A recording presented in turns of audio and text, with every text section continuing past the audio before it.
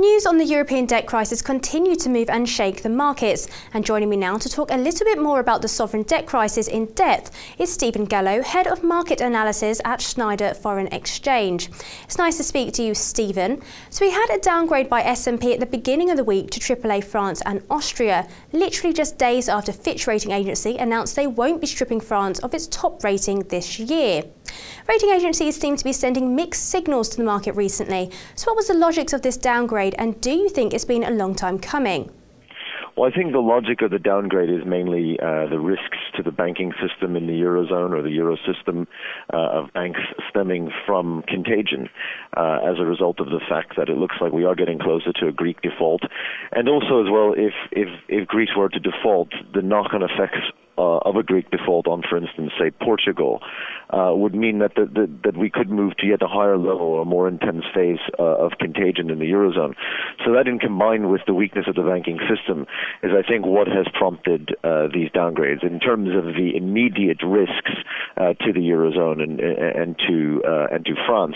Longer term, I think it's mainly a question of the fairly precarious state of France's public finances, and obviously the structural reforms that the French economy needs, which have not yet been delivered. I think that was the rationale for the downgrade. In terms of the market impact, I think the market impact has been relatively limited.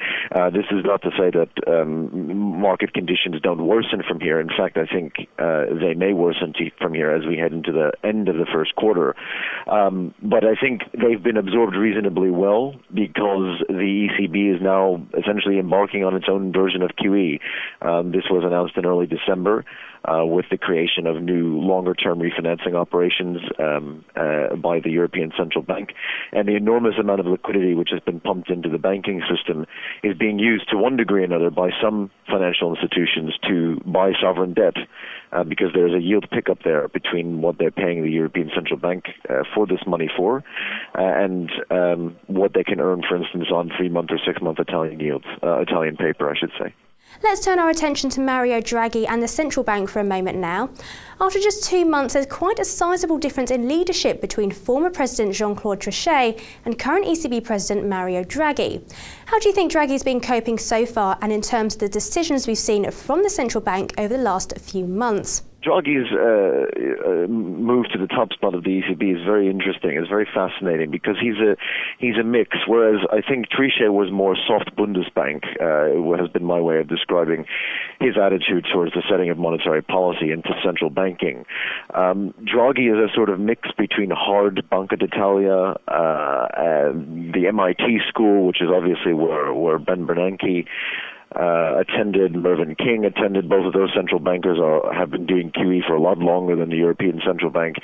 And also, as well, he's operating within a Bundesbank shell to a degree because obviously the European Central Bank, some of its very founding principles are derived from a Bundesbank style of central banking. So it's been a very interesting move to the top spot for Mario Draghi. He's wearing all different kinds of caps, and he has to operate within a lot more constraints than, for instance, Mervyn King or Ben Bernanke do. So I think, to answer your question, how's he been coping with it? I think he's been coping very well with it. I think the European Central Bank has gotten away so far with its own version of quantitative easing, which doesn't get to the root of the longer-term problems, but it can buy policymakers some time, and that's precisely what it's doing. Thank you very much for that, Stephen. Later on, DukascopyTV will be speaking to Stephen Gallo about a new EU fiscal pact, the ability of the International Monetary Fund, and his forecast for the euro-dollar going forward. So make sure you stay tuned to DukascopyTV.